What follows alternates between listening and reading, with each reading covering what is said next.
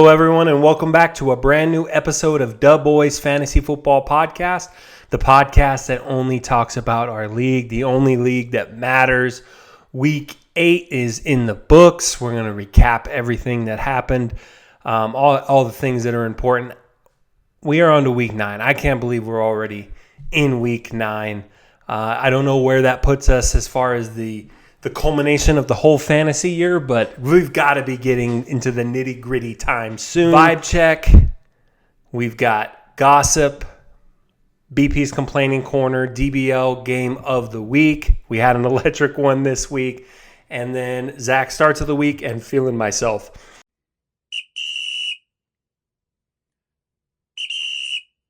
The vibe check this week is watching football with your family, with your friends.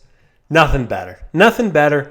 You can just watch football by yourself. That's fine. I do that a lot too. I watch it I have my own family, my wife, my kid. We watch football every Saturday. But this most recent Sunday we watched with I had some family visit. My family came in town and visited for my daughter's birthday, and full house, packed house, watching football all together. What a different experience that is. A lot of different opinions, takes happening. I know a lot of other people watch football all together this weekend, just through communications. That's what they were doing as well. I think we can all relate. Watching football with a bunch of people, with your friends, whether you're drinking, you're not. A lot of different mindsets and ideas clashing. I'm throwing out takes that my brother immediately shot down. He got to witness this is funny. He got to witness a BP jinxing in real life happen right away. I shit you not. I said Marvin Harrison stinks. He is having an awful year, like low key, like no one's really talking about it, but Marvin Harrison low key stinks. And turn your head to the other TV. Marvin Harrison catches his first ball for 25 yards, and I said, "Oh, okay, it's just one catch." Goes on to have another great day. Definitely not a bust in any means. Shouldn't have said that. But it was funny because every catch from here on out, he was like, wow, that was crazy how you managed to do that. All you need is me on the radar saying your guy stinks, and it works. So, yeah, stuff like that happens. Is real fun to see it happen, with people around. Instead of just me just doing dumb shit by myself. Anyways, this week we had a lot of high scoring, a lot of 20-point plus scores around the league. You go down roster to roster, you see 20, 20, 20, 20, 30, 20, and very impressive things. Now, very impressive if you had all of them on one team, such as Tyler did. He had 167 points in the top scorer against my stupid fat ass, and it was never close. We're gonna talk about it. He comes on Feeling Myself. We're gonna get into it with Tyler, but he was able to find a lot of those guys that were scoring 20, 25 points, and then put them all together to score a massive 169 on your boy. 10 out of the 12 teams scored over 100 this week. I was not one of them. Neither was Donald. And then 3 of them dropped over 150. Tyler, Dakota, and Peeler all dropped over 150 points. So massive, massive week of scoring. If you had the right guys, there was, I think over 30 players that scored over 20 fantasy points, which is the highest of the year so far. And it was a fun week if you were able to pull off a win. Even like we had like 2-3 matchups that were 120s versus each other, which is always fun. That's a good thing. So Braden leads the standing at 7-1, coming off of a huge win in the DBL game of the week. We will talk about later. Ended up being a good one, a funny one, if you will. 4 teams in our league are at 5-3. Kyle Peeler, Zach, Jared, and Austin. 4 teams at 4-4. Myself, Justin, Augie, and Dakota. These are the 8 teams between the guys that are 5-3 all the way down to 4-4. It's going to be a battle all year. Some more serious than others. I consider myself on the outs of the being serious. And then you can't even put Tyler out right now. Coming off the top score of the week, he's only got 3 wins at 3-5. He is not out of this thing yet. And Dakota's on a little sneaky 4-game win streak, and I'm not going to let it not go talked about, okay? It's the longest active streak we have in this league. He has found himself sitting at 4-4. He's got some guys back off of injury. He's made some trades as of recently. He's looking to creep up into the pack and start being talked about a little bit. I mentioned earlier, no trades this week. What we like to probably see, it's not what I like to see because I would love to talk about everything on the pod. But everyone listens to this. They start getting the juices going. They start looking at their roster heading into Thursday between, Tuesday, Wednesday, depending on how they do on the waivers. We usually get our trade actions on Wednesday. It's a big trade day, especially tomorrow when they're looking. All that's fucking on TV is baseball. Yeah, let's make some trades. We'll talk about it and recap next week like we always do. But just letting you know, that's how this league is starting to go. We're starting able to pick up on some trends and stuff like that, and that's one of them we're unfortunately getting is trading directly after the podcast comes out. Gossip. I ranted way too long last week, and I get it, guys. This episode should be a whole lot shorter, and I'm going to try to get these down a little bit shorter. But last week, I went into in-depth about the Mr. and Kyle trade. Not to push a little more on the guy, Mr., but we got to talk about the aftermath of this fucking horrible trade. And the fact that I got any heat at all for questioning this bullshit is beyond me. Kyle and Mr.'s trade was one of the most lopsided trades maybe in any of our leagues ever history. And I might go back on the fact that this might have been collusion. This might have been Mr. throwing in the towel and giving up and saying, fuck it, let Kyle Peeler win. Tony Pollard with 14.7, Dobbins with 16.8, and Stephon Diggs with 12.7. It's not awful, Brandon. Why the fuck are you tripping? Well, Stephon Diggs now has a season-ending injury. Obviously, no one can plan for that, but it's part of it, right? That's part of it on either side. It didn't happen. Stephon Diggs now has a season-ending injury, so he's gone. So now you are stuck with Tony Pollard and Dobbins. Let me tell you what you got in return for this there, Mr. Griggs. Let me tell you what you gave up for that. Jamar Chase, 20.4 points, a dog, going to be a dog the rest of the year. Travis Kelce, 25 points, whatever. Najee Harris, 16.1 points, playing well, a dog. Marvin Harrison, 23.1 points. All 4 of those guys in your lineup, and you win this week. I get it. I've been on the bad teams that want to just make trades and stuff. But I also owned up for the bullshit and talked and took a lot of shit for the dumb trades that I've made. This is a dumb motherfucking trade. And anybody else that wants to argue and say that it isn't, and this wasn't the worst trade in fucking league history, I would love to hear an argument. Now, I did want to recap, just moving on from that, because the obvious is stated. Peeler absolutely fucking hosed him. Peeler tried to convince us all that it wasn't that big of a deal, that it wasn't that lopsided of a trade, because he knew I was hot and he knew I was onto something, and he didn't want me to overturn the trade last week. I didn't. I threatened it. It sent everybody in a fucking tizzy, and then now Now we're all got to deal with the repercussions from it because Peeler's team is going to be a fucking wagon the rest of the year on. And he's probably going to try to say, no, it's not. No. No, he fucking hosed them. It is what it is. Congratulations on the fucking robbery that you did against Mr. Griggs.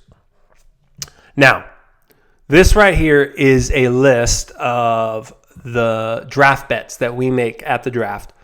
Roten and Sharpie up on the draft board when we first draft our team, talk a bunch of shit about the board, and bets start to come out. So I didn't really write what's at stake here, but I was able to determine what they were and give a little recap because now we have about 7, 8. I gotta figure out how many weeks left in the season we got, but I think it's about 7 or 8 weeks left in the regular season.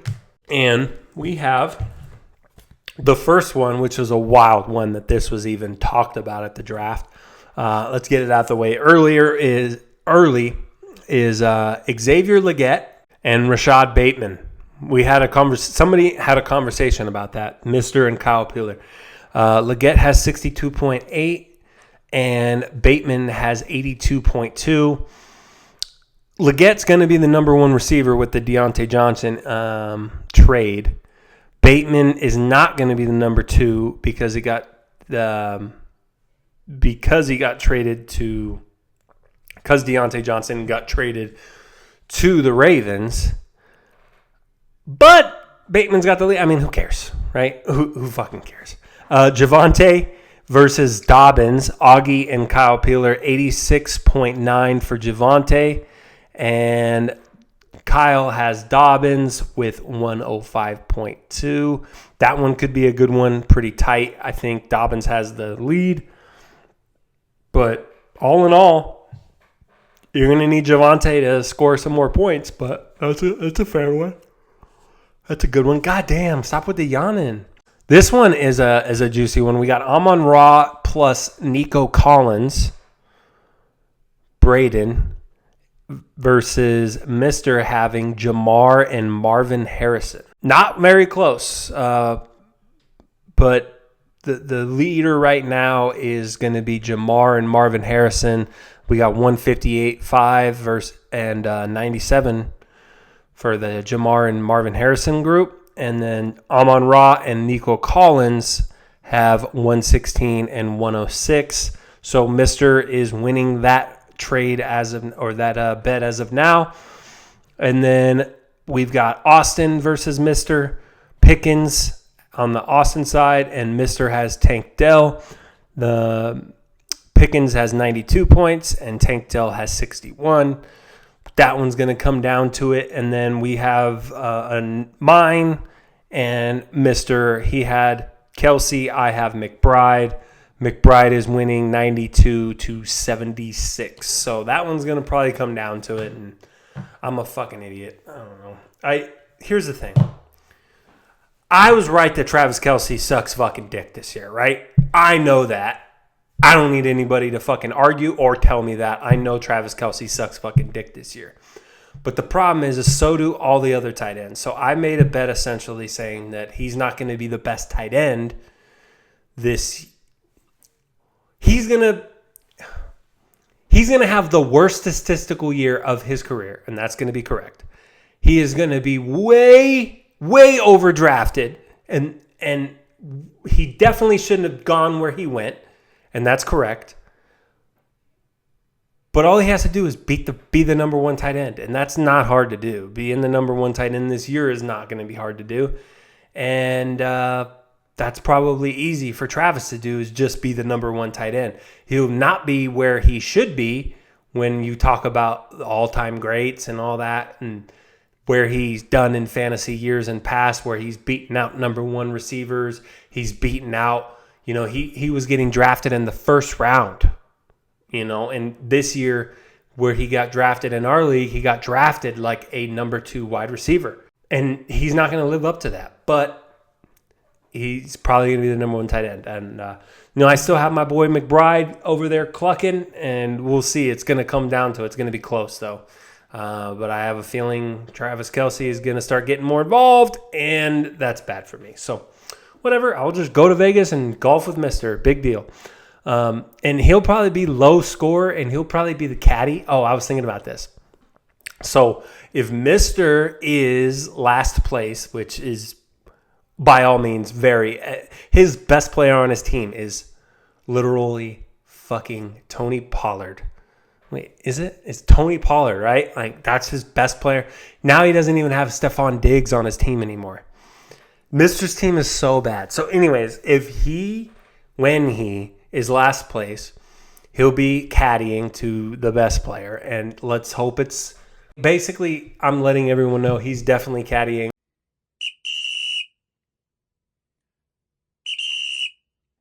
BP's Complaining Corner. This one is your old-fashioned, just fucking... What the fuck happened? I went from the best high score of the week last week to the absolute fucking bottom. And not just the bottom where you had a bad week, you throw it out. I was going to try to make the argument that it feels good to not waste a week when you're playing against a high score. Like, Tyler beat the absolute ever-loving, God-fearing shit out of me. 169 points. Thank God I didn't put up 130 points and then lose, right? I think that sucks. I think that is one of the worst things that could happen. But it doesn't feel good being the low score ever. And I did do that this week. I think more so where I'm most down in the dumps about is just the outlook looking forward. And I knew this was coming. I knew I was kind of overperforming, which is surprising being that I'm 4-4. I'm overperforming, right? There's just like the wines are starting to stack up. Puka coming back was the start of it for me. That was the start of the bitching fest. Puka coming back right away, like within 6 weeks of his injury, and it was supposed to be 6 to 8 weeks. I didn't think that was going to happen. That's why I traded him for Xavier Worthy. It was a surprise. Xavier Worthy, I haven't started more than one time, and he has been dreadful. He scored this week and still only put up 13 points. He has done nothing with all of the opportunity. With all of the opportunity, with some guys he has not done shit since the week 1. And I am a fucking loser for trading for him and being stuck with him, because that's why I traded for Xavier Worthy, was because I needed to not have Puka burn a hole in my roster all year long. And what has Xavier Worthy done? Burn a hole in my roster. Keon Coleman is way better than Xavier Worthy. And come fight me. Fight me if you think that's wrong. Fight me. Brian Thomas out 2 to 4 weeks. Absolute been my stud. That guy is been my rock, been my stud. I think he's better than Malik Neighbors. Brian Thomas has been the best rookie wide receiver in the league this year. Come find me, Malik Neighbors. Come find me, Marvin Harrison. Brian Thomas has been that dude. Now he's hurt 2 to 4 weeks. T. Higgins, day to day. He's always going to hamstring Higgins. I don't even know what it was. I think this one was a quad, so at least it's in the front. Jordan Love out with a groin. That's 2 weeks. He's not going to play this week. They've got the bye next week. I'm fucked there. I don't even have another quarterback. Kareem Hunt, his time is ticking. Now, probably a little longer I've got on this than I thought. I thought, maybe next week or something, Pacheco's not coming back until probably week 11, week 12. So I think we're fine. And then the two fucking focal points of my fantasy roster offense are Breece Hall and Devontae Adams. And Devontae Adams still hasn't done dick. It is clearly Aaron Rodgers' fault at this point. I don't know how else to who to blame, who to yell at. I don't understand it. Breece Hall, and then Breece Hall finally is giving you great production. You're scoring points, Jets offense, and then all of a sudden you start to bring Braylon Allen back in the mix of things, which happened this week. Braylon Allen got back in the mix of things. Makes no fucking sense. I am in a bad spot with my roster. Going to piece things together. I play the top team in the league. This definitely should not be the DBL game of the week, mine versus Peeler. I know Peeler wants to beat the shit out of me. I know he fucking hates me. I know we'll talk a lot of shit to each other. I talk a lot of shit to everybody. Like I say to Tyler later on, everybody wants to beat my fucking ass. If we want to just say who's going to be the meanest and have a fucking who makes a great matchup every week, that would be me every week. Everyone wants to beat the fuck out of me. I get it. Whatever. That is not a good matchup. I have all of the things going wrong. Peeler has all of the things going right. I pray to God that is not a DBL game of the week candidate.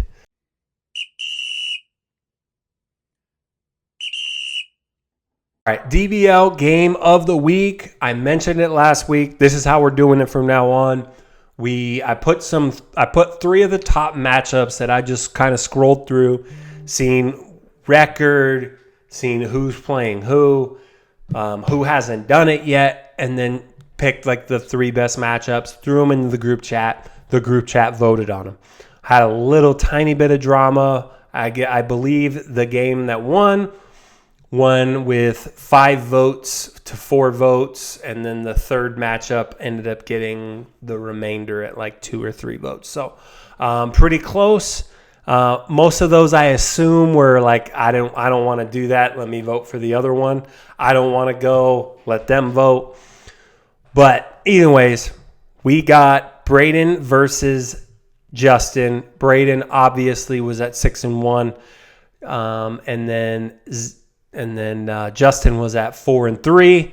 Justin was trending upwards, so I think it brought a like, wow, this could be a good matchup. And for the most part, it really was. I think it lived up to it. I think it was our best game of the week so far. So we did this on Friday, right? The game already happened on Thursday. I forgot all about it, that we still needed a vote, and I sent it on Friday. So we were late around it. Right away, once the shit started, Braden sends out a chirp. You're going to get your fucking ass beat, Justin. And Justin responds right away with just, you're a fucking retard for not starting Puka. Obviously, he said something way funner than that. We don't need to talk about all of it because things got personal. But let's just say everyone know who won the shit talk. And that was night 1. It was Justin. Justin fucking ate his ass alive.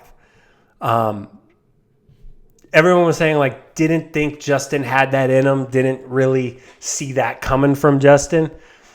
I'm going to tell you guys, I did. I was not surprised at all. I thought it was funny, but Justin does that shit to me all the time. He is like me, which I mean, he is my brother, and he is like me as far as he's got my mean streak. He doesn't really have a filter, but he's also way more smart. And way more smart. That's how you could tell. He's way more smart and he's way more patient. Okay, he thinks things through. He just doesn't just shoot and fire from the hip like your boy. He is kind of an assassin. So I think we saw that on display, and it was funny. I think it led into a good thing. Now, am I expecting that every single week, boys? No. That was just once in a lifetime. That was a spark that I cannot duplicate every single week. I am looking to manufacture drama. I am looking to do that. That's just kind of the magic that is possible with the DBL game of the week, and I'm glad to see it all come out in front of all of us. Puka Nacua being on Justin's bench left Justin just low-y hanging fruit to just talk shit about that, and that the fact that Braden left that guy on his bench on Thursday. So 0-0 Sunday morning, Kate Otten came out and put Braden under quick, 30 points after the morning games. The morning games, Justin was up probably 30-40, and then James Cook just went fucking nuclear, brought him back. Going into the night game, Justin only had he had nothing, and he only had a 20-point. He had nothing left to play, and Braden had 2 guys left to play. George Kittle ended up with a touchdown, 24.8 points, and ended up beating Justin by about 8 points. The big miss for Justin was Ladd McConkey sitting on his bench with 29.1. He had to start Jalen Waddle, which I don't know why. I mean, you're starting you've got Tua back, so I get it, but Waddle has done absolutely shit. And DeAndre Hopkins, I understand why he made both of those moves. I think you've got to list it as a Zach start of the week. That's where it was at. And I do remember Justin talking about starting Ladd McConkey. So this isn't just finding a guy on his bench and saying, yeah, that guy should have been started. I know Ladd McConkey was talked about, and he really, really wanted to start him, but did not go with it. And ultimately, that's why he lost. Braden's team's a fucking wagon. And every single week, it's still not like it doesn't look insanely great. But once he gets Nico Collins back, now he's got Puka to throw in his lineup.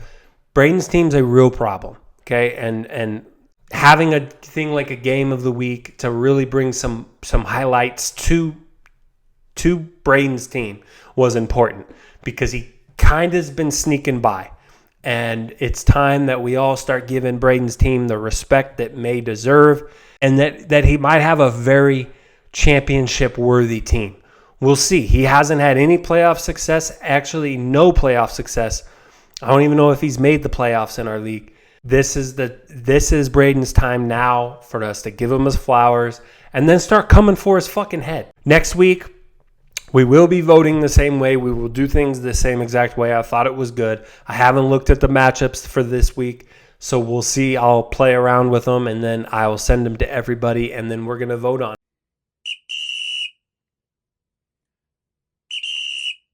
Zach starts of the week. Obviously, I made a bunch.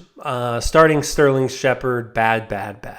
I mean, I just looked at it like that guy used to be good for the Giants. And no receivers for the Bucs. What could go wrong? Just throw a dart.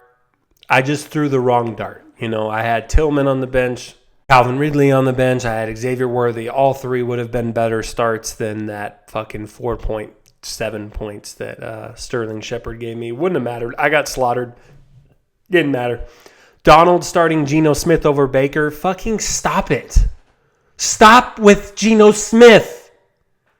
What are you doing? What are you seeing?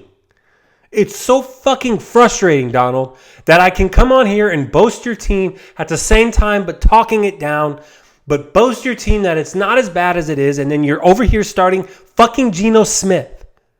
It wouldn't have mattered anyways. You also would have gotten slaughtered. But stop it with Geno Smith. It's fucking embarrassing at this point. Braden. Puka being sat for Wan'Dale Robinson and Jalen McMillan. Woof. Absolutely should not have happened. Maybe you just don't do your research till Friday or Saturday or even care. I don't even know if you remembered that you had Puka on your team.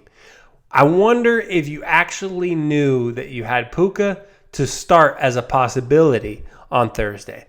If that is the case, I understand it. That's actually that would make more sense. But also, the Puka thing kind of snuck up on everybody. I think the media was all Cooper Kupp's back. No one says shit about. I didn't even know Puka. Low key, and I'm a Rams fan. I didn't even know Puka was playing until I was watching the pregame, and he was out there warming up, and I was like, oh fuck, I got Xavier Worthy. That's how that happened for me. But hey, I'm not the Puka owner. It's not my job to keep track of Puka. You won anyways, bud. Congratulations. And then Austin starting Caleb Williams over Kyler Murray. That's just infuriating. If you're Austin, that's just absolutely infuriating. 22 points Kyler Murray had versus Caleb's 9 points. He had like 34 yards in the first half. Insane that every time Austin starts him, Caleb has like all-time career games. Hey, for the love of Caleb, just let him go. I'll trade for him this week. I'll give you Xavier Worthy open and outwardly right now for Caleb Williams. Does that do anything? I'll give you something for him. Send me Caleb. I'll take Caleb. Finishing up with feeling myself. Tyler got the top score, second time of the year. The guy has 3 fucking wins, yet he has 2 top scores. Both of them over 165 points. The ultimate boom or bust player.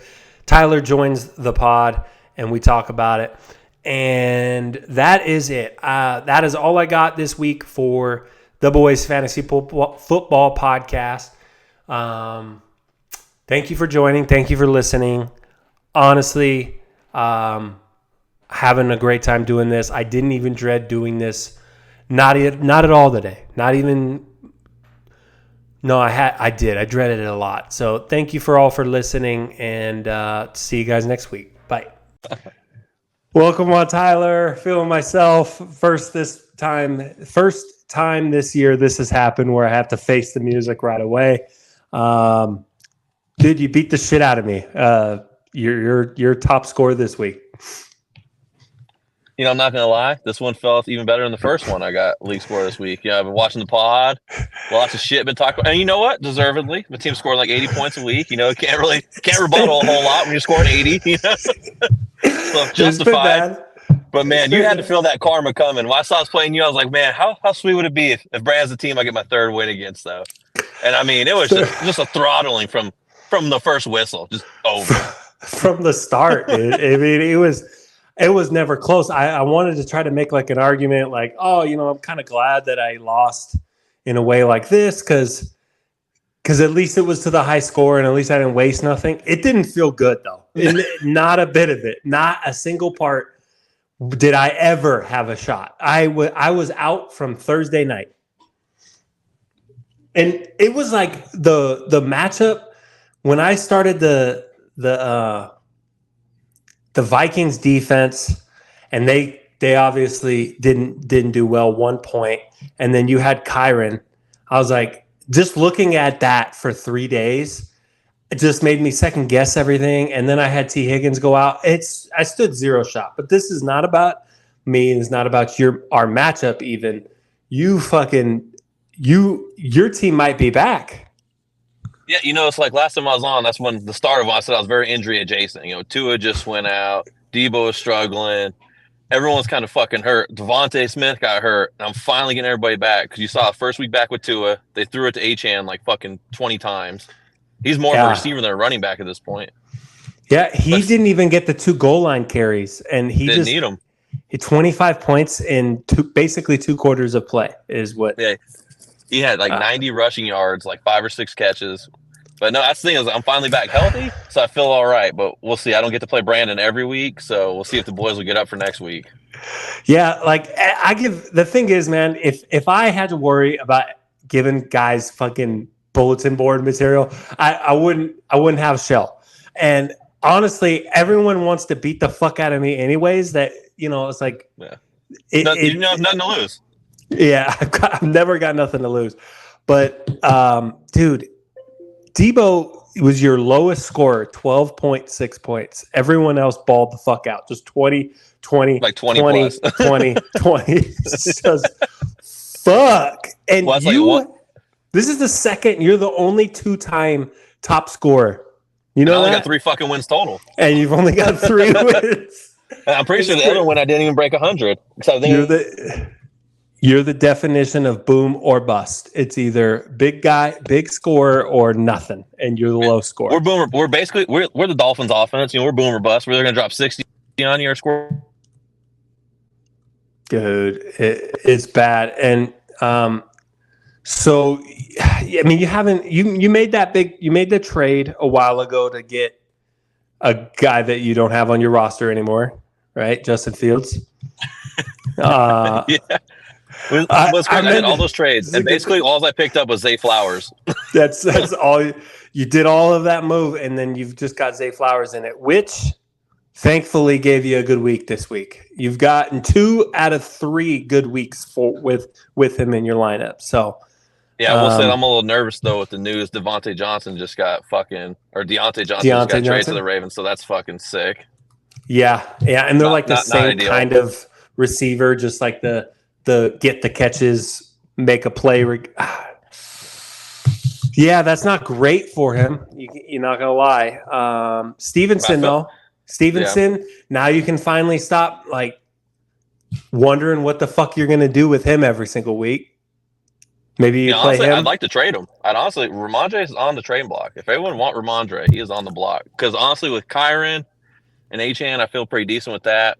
And I got my receivers I can kind of rotate through. I'm not too worried about that.